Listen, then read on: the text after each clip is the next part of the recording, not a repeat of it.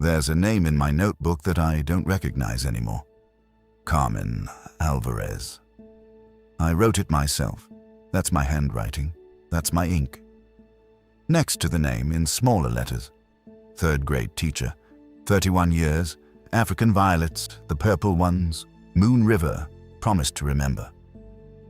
I don't remember writing that, but I must have, because no one else has ever touched this notebook. And at the bottom of the entry, pressed hard enough to dent the next page. She held my wrist and made me promise. I can feel the truth of that in my body, the grip, the cold fingers, the urgency, even though my mind has lost the scene it belongs to, like hearing a song through a wall. You know it's playing, you know you've heard it before, but you can't reach it. I need to tell you what happened at Mercy General Hospital before I lose the rest of them too. I took the security job because it was the opposite of what I'd been doing. 3 years as an EMT in Franklin County. I don't catalog the calls, they catalog themselves, surfacing at 3 a.m. or in the shower or when I see a certain shade of red. There was a child. She was 4. She was calm the entire time. I don't talk about it beyond that. Hospital security was the same building without the weight. Walk the halls, check the locks, exist around sick people without being responsible for what happened to them. Mercy General sat on the east side of Ridgemont, Pennsylvania, a town that peaked in the late 80s and spent every year since quietly dismantling. The hospital matched. 3 floors, a psychiatric wing closed since 2014, parking lot lights that buzzed at a frequency you felt in your molars. The hallway smelled of floor wax and something antiseptic that never fully covered the other smells underneath. At night, you could hear the ventilators through the walls, mechanical lungs breathing for people who couldn't breathe for themselves. Medication carts rattled past the nurses' station every 2 hours, wheels squeaking on linoleum. The PA system would chime, then a voice would page a doctor who was probably asleep in the call room and wouldn't answer for 10 minutes. Night shift was 11 to 7. My partner was Dell, 61, 22 years in, asleep in the break room recliner by midnight. For 6 weeks, nothing happened. 2 a.m., 3rd floor med-surg. I was doing my standard floor check past 4A, 4B, glanced through the window of 4C. Empty. Bed made tight, whiteboard wiped, the particular stillness of a room that hasn't been breathed in. But at the start of my shift, I'd seen a woman in that bed. 70s. Thin, television on, blue light on her face, IV bag catching the hallway glow. Wrong room, wrong night. Memory folds over itself. I walked away. 4 nights later, room 2F. I'm certain about this one because we spoke. The man called out around midnight, 60 maybe, with a face that used to be heavier. He asked what time it was. I told him. Feels later than that, he said. Always does, I replied. At 4 a.m., room 2F. Clean bed, blank whiteboard. I asked Rhonda at the nurses' station, 11 years at Mercy General. She checked the census, and 2F had been vacant since Thursday. No admission, no record. She wasn't lying. The memory simply wasn't in her. Between the station and the elevator, I passed room 2D. The census had it listed as vacant too, had been for a week. But as I walked past, the heart monitor inside alarmed. 3 sharp beeps. The sound of a machine registering a heartbeat in a room that officially held no one. I stopped, looked through the window. Empty bed, no monitor, no patient. The room was dark. The alarm had stopped. I stood there, one hand on the door, listening. Nothing. Just the hum of the ventilation system and, somewhere down the hall, the distant squeak of a medication cart. I went home and sat at my kitchen table until the sun came up. I started keeping a notebook. Black composition book, beginning of each shift, every occupied room, patient name, small details. 2 weeks. Every single night, 1 patient vanished. Not the same floor, not the same hour. But between 11 p.m. and 7 a.m., One occupied room became empty. Bed pristine. Board wiped. No one on staff remembered the patient existing. I saw a psychologist, Dr. Kersey, who I'd seen after EMS. I told her about the rooms. She asked the right questions. I told her what the man in 2F said. Feels later than that. She said, perceptual slippage. She scheduled me weekly. I noticed, as I was standing to leave, that she wrote faster when she thought I wasn't watching. By the third week, I'd developed a headache that wouldn't leave. Not sharp, low, constant, like a frequency humming behind my eyes. I wasn't sleeping well. I'd lie in bed and stare at the ceiling and replay the census screen showing a vacant room where I'd watched a living person breathe.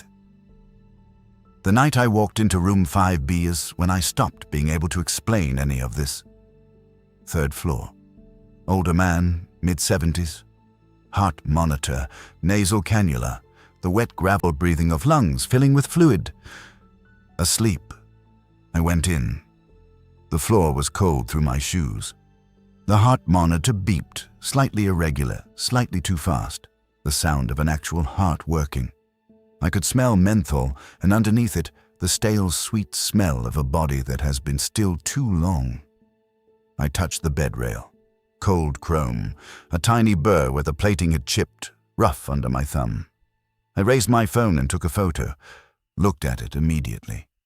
Standing at the foot of his bed, left hand on the rail, empty room. No man, no monitor, no IV, no rail, bare mattress on a stripped frame. The bed I was touching didn't exist in the image. I lowered the phone. He was there, still breathing. Fingers curled around the blanket edge, reflexive, the body remembering comfort, and then slowly, like a door opening in a dark room, he opened one eye. Just one. The left. And he looked at me. Not the unfocused drift of someone surfacing from sleep. He looked at me, directly, with an awareness that felt too precise, too knowing for a man who was supposed to be unconscious. We held like that for 3 seconds, maybe 4. I didn't breathe. His eye closed. The heart monitor beeped on, steady, indifferent. I put my phone in my pocket and sat down beside his bed and stayed for 2 hours. And I never knew if he'd actually opened that eye or if my mind, which by then had every reason to fracture, had offered me one more thing I couldn't trust. I figured out which patients disappeared the way you figure out a tide, not wave by wave, but by the growing expanse of wet sand. I checked visitor sign-in logs. The patients in my notebook had no signatures. No one had come to see them. Emergency contact fields blank, or a first name with no phone number.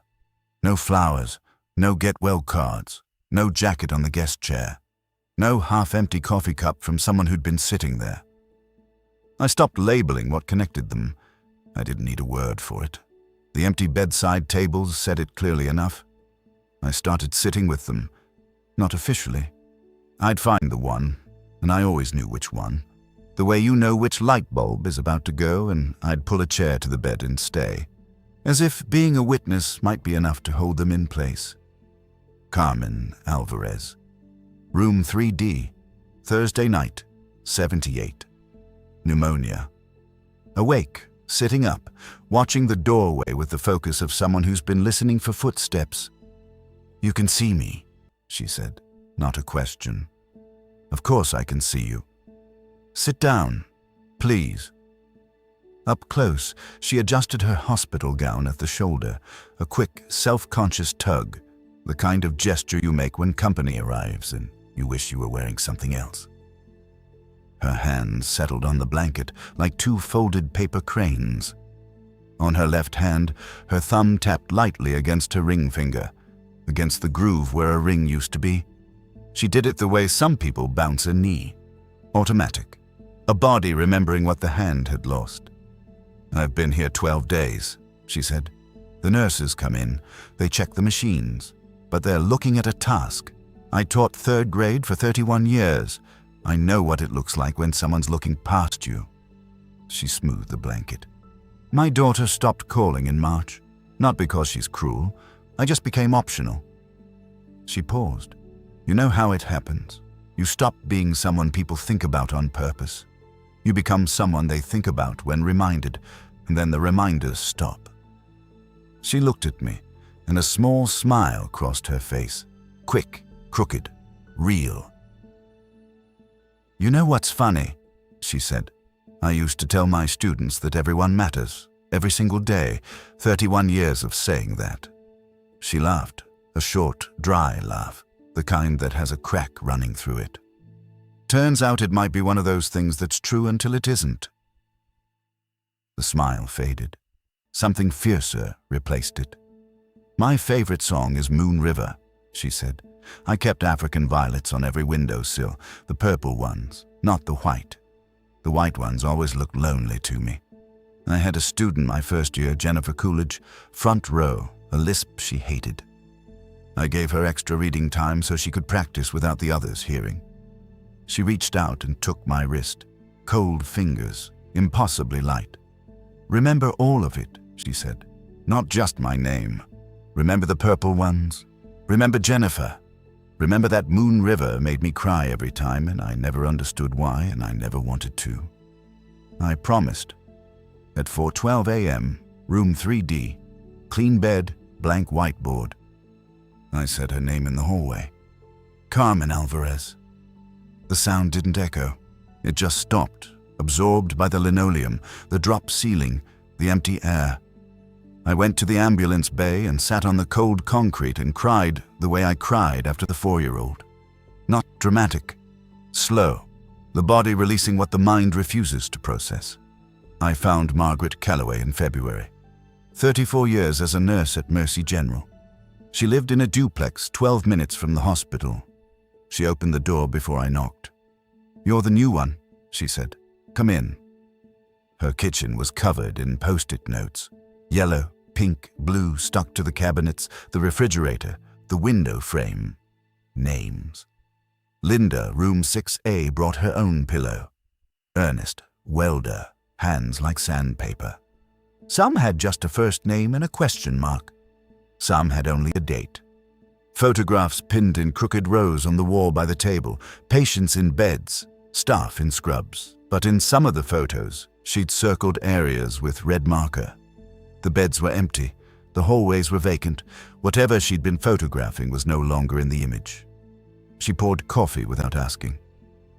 We sat. I didn't ask her to explain. I looked at the post-it notes, dozens, maybe hundreds, and the red circled photographs, and the way her kitchen had become a memorial to people the world had let go of. The room said everything her words didn't need to. "Dell figured it out 19 years ago," she said quietly. "Then he chose to unfigure it. You can do that. The building makes it easy." "Is there anything that works?" I asked. She wrapped both hands around her mug. "Make sure someone's thinking about you," she said. She looked at the wall of names. "That's the only thing I've ever seen that matters." I looked at her hands. They were trembling slightly around the cup. "Is someone thinking about you?" I asked. She stood and took my cup to the sink, rinsed it with her back to me. Didn't answer. I let myself out. On the porch, I realized my hands were trembling too. David, room 2A, late February. One personal item on the bedside table. Steel-rimmed reading glasses. No bag, no phone, no book for the glasses. Just the glasses, sitting there like they were waiting for someone to claim them. He was awake. "How long do I have?" he asked. "I don't know. A few hours, maybe." He cleaned his glasses on the sheet, slow, circular, a gesture worn smooth from repetition. "I check myself into hospitals when I feel it starting," he said. "The lightness, like gravity loosening. Hospitals are the last place someone has to know your name." "Tell me about yourself," I said, not as conversation, as anchor. He told me about Sandra. Married 9 years. She said one night, crying, that she felt like she was talking to an empty room. "She didn't mean I was hiding," he said. "She meant I was fading. From her, from the life we shared. He told me about a dog named Captain who hid behind the toilet when Sandra vacuumed. He told me about Sunday nights standing at the kitchen sink with Sandra, washing dishes, her hands in the warm water and his hands drying, and the radio on low in the other room playing something neither of them was really listening to. "That's the one I hold on to," he said. "Not the wedding, not the vacations, the dishes, because that was the part where we were just there, together, not performing anything, just there."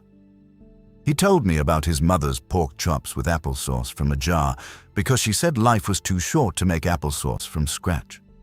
"What's your last name?" I asked. He opened his mouth, closed it.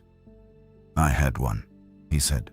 His hands were shaking, not with fear, but with the effort of reaching for something that should have been there. It's like a word on the tip of your tongue, except the word is you, and it's dissolving from the edges in. I sat with him for 3 hours. I wasn't leaving. I was going to stay until sunrise and the day shift and someone else who could see him. At 3:41 a.m., my radio crackled. A fall in the emergency room. Possible head injury. The night aide needed security. "Don't go," David said. 90 seconds, I promise." That's what the last one said too. I looked at him. He looked back with eyes that knew what was coming and had stopped fighting it. The fall was an elderly man who'd stood up too fast. No injury.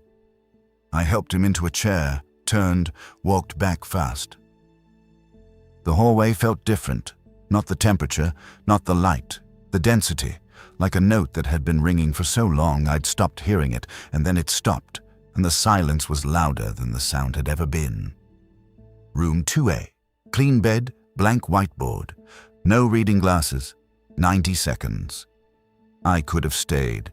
The aide could have handled it, but my radio went off and I responded, because that's what the job trained me to do, and in that tiny, ordinary gap, the same kind of gap that opens 100 times a day in every life, the room forgot he was ever there. I checked my notebook, my handwriting, my ink. David, Sandra, Captain, pork chops, followed a creek, washing dishes on Sunday nights, lost his last name. I stared at the word David and felt it go strange, the way any word goes strange if you stare long enough. Letters separating, meaning leaking out. My hands were shaking when I closed the notebook. I couldn't remember if they'd been shaking before. I resigned 3 weeks later. I had lost 4 pounds without trying. The headache had settled permanently behind my left eye.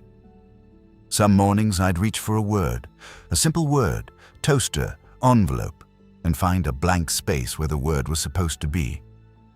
It always came back. Eventually.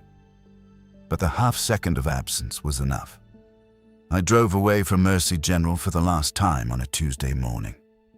The sun was coming up. The day shift nurses were pulling into the lot with their travel mugs and their tired faces. The PA chimed once inside, paging someone. Then, silence. It's been 14 months.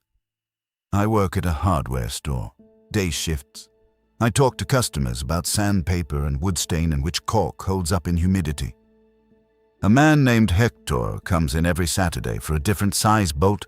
I think he needs the conversation more than the hardware, and I always give him 20 minutes. I go to a diner on Route 9 3 mornings a week. The waitress is Angela. She knows my order: black coffee, wheat toast, scrambled eggs, too much butter. She calls me Mark. I visit my mother every Sunday. Alzheimer's.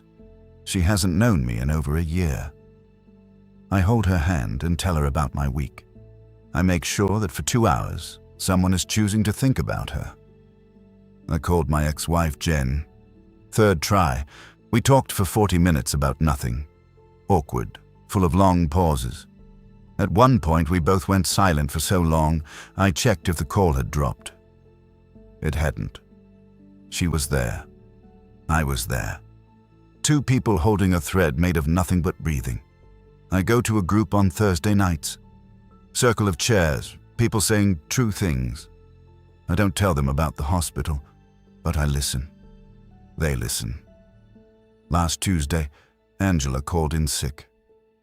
A new girl took my order. No name tag. She set down the coffee without looking at me. Forgot the butter. Called me sir. And I felt it, just for a second. A lightness. The faintest loosening, like a finger lifted from a string, like gravity had hiccuped. I picked up my phone. Dialed Paul from the group. It rang twice. I almost hung up. My thumb was on the button. "Hey, Marcus?" Silence. I exhaled. My hand was shaking against my ear. "Yeah," I said. "I'm here." I sat in that booth with the phone pressed to my face and the coffee going cold, and Paul didn't ask why I'd called, and I didn't explain, and neither of us needed to. I still have the notebook. I read it some nights. Carmen Alvarez. David, the woman in 4C, my ink, my handwriting. Carmen's face is going. I can still see her hands, the paper crane hands, the cold grip on my wrist, the thumb tapping where the ring used to be, but her face is soft now, blurred, like looking through the fogged glass. Every week, a few more threads dissolve. She grabbed my wrist with fingers that weighed nothing and said, "Remember all of it." And I'm trying. I keep African violets on every windowsill in my apartment now, the purple ones, not the white. Every morning I water them, and every morning I feel something, not a memory exactly, a pressure, a warmth, like a hand on my wrist that I can almost feel. This morning, one of the petals fell. A small thing, a single purple petal landing softly on the windowsill in the early light. I picked it up, held it in my palm, looked at it for a long time, and I whispered, "I remember." I don't know who I was talking to, but somewhere, faint, far away, like a song heard through a wall you can't find a door in. I think someone heard me. I make a phone call every morning now, before I eat, before I shower, before anything. I pick up the phone and I dial someone and I wait, because every morning the room feels a little emptier than it did the day before. And I need someone, anyone, to say my name, so I know there's still someone here to say it to.